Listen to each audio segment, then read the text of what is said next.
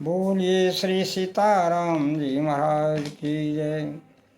श्री रामचंद्र चरणों श्री रामचंद्र चरणों मनसा स्मरामि।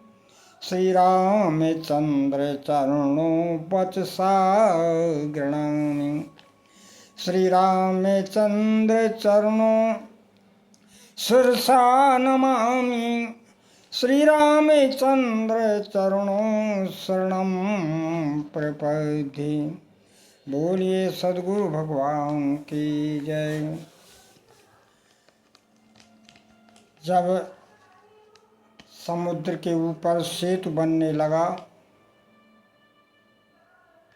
तो उस समय कुछ महानुभाव ऐसी शंका करते हैं कि सेतु कैसे बना।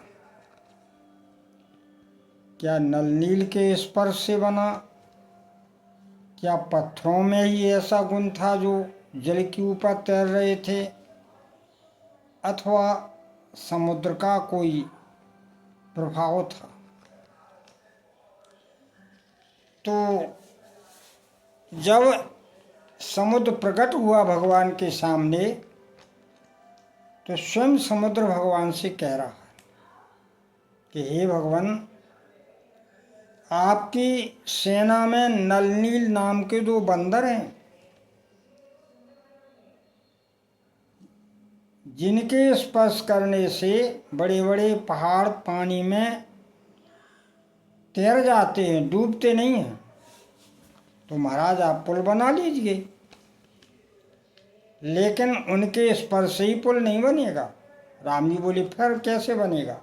तब हाथ जोड़ कर के समुद्र कहता है, बोले तेने के परस किए गिर भारे, उतर हैं जलधि प्रताप तुम्हारे। हे भगवान,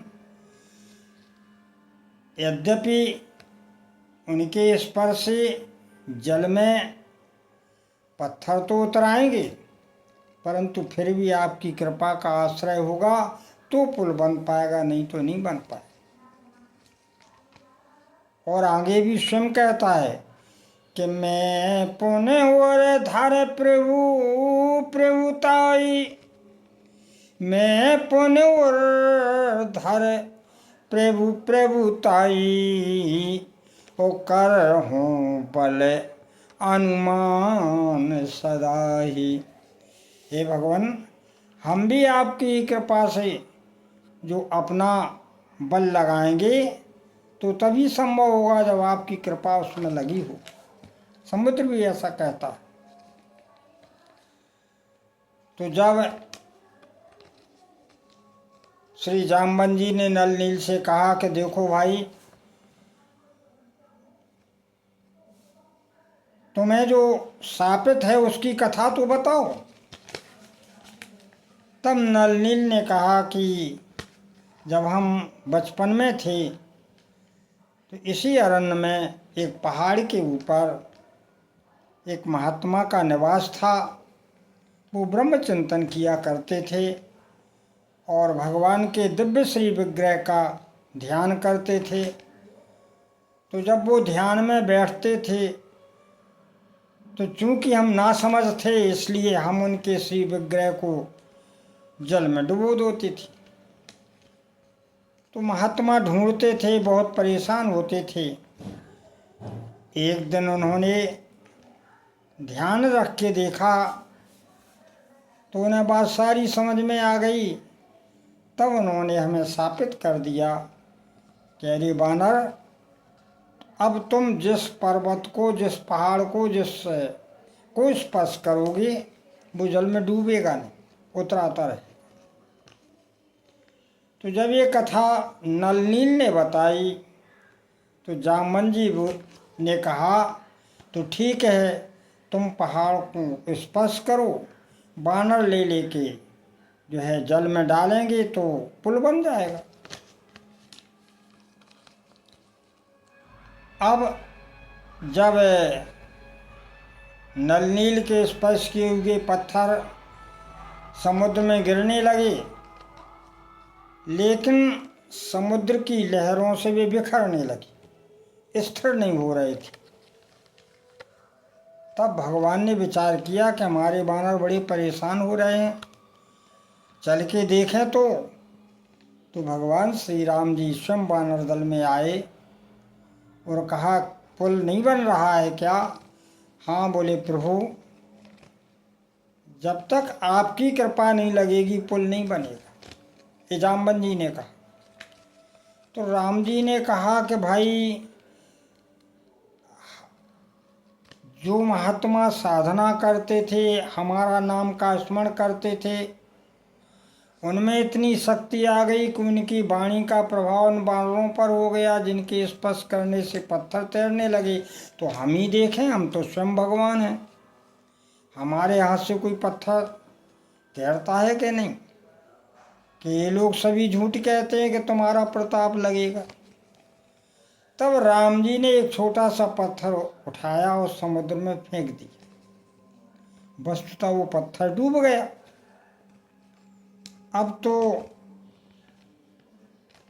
जब राम जी ने कहा कि भाई हमारे हाथ के आसपास तो डूब गया,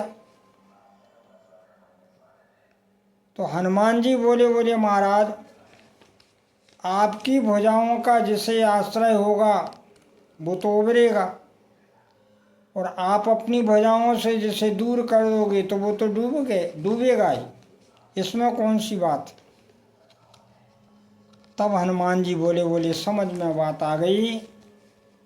अब हम एक पत्थर पर रा लिखते हैं, दूसरे पर माँ लिखते हैं, उन्हें चिपका देते हैं, तो फिर वो ऐसे चिपकते हैं कि समुद्र की लहरें उन्हें डिगा नहीं पाती, बिखर नहीं पाती, और वो पत्थर स्थिर होने लगती।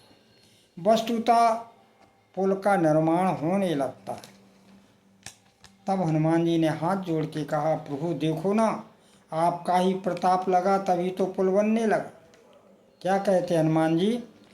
प्रभु प्रताप बड़वानल भारी, सुख प्रथम पयो निधि भारी।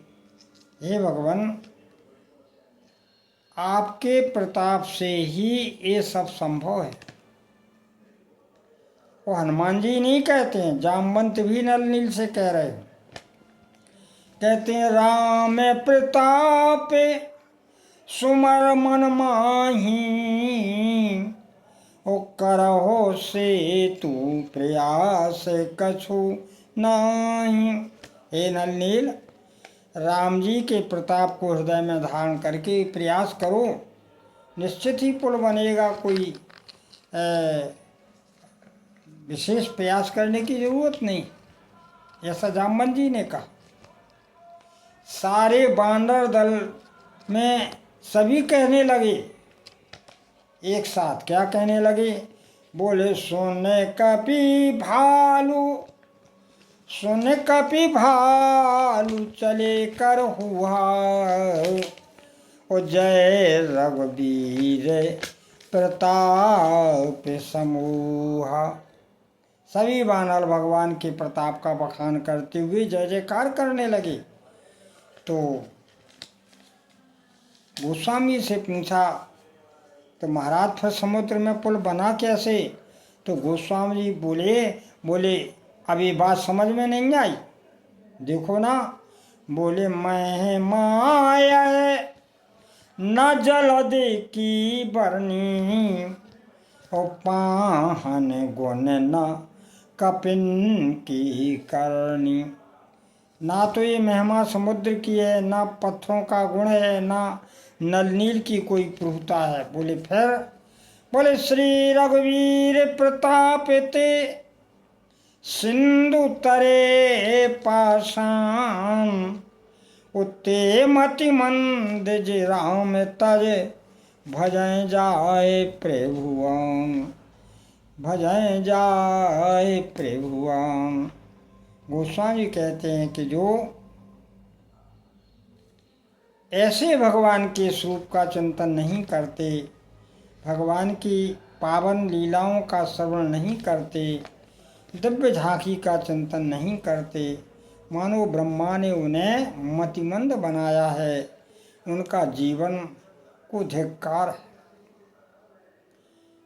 क्योंकि जो समुद्र पर सेतु बना उसमें सभी का एक स्वर है कि ये सब राम जी की कृपा से ही निर्मित हुआ। और गोस्वामी जी के तो भगवान का ही आधार है, उनको तो गोस्वामी जी लिखते हैं, भरोसो जाए दूसरों सो करो, मोखों तो राम को नाम कल्प तरु, मोखों तो राम नाम कल्प तरु, कल कल्याण फरो, भरोसो जाए दूसरों सो करो। बोले शंकर साक्षी जो झूठ कहो तो जर जी गरो, शंकर साक्षी जो झूठ कहो तो जर जी गरो, ओ अपनो भलो राम नाम से तुलसी समझे परो, अपनो भलो राम नाम से तुलसी समझे परो, भरोसो जी खोजो होए सो करो। स्पष्ट शब्दों में कहा है, हमारा तो बल श्री राम जी का ही है। इसलिए सज्जनों, ये मानव जीवन प्राप्त करके हमें सतत भगवान का कृपा की अनुभूति करना चाहिए, तभी हमारा जीवन धन्य है। इसी के साथ वाणी का विराम। बोलिए आनंद कंद भगवान की।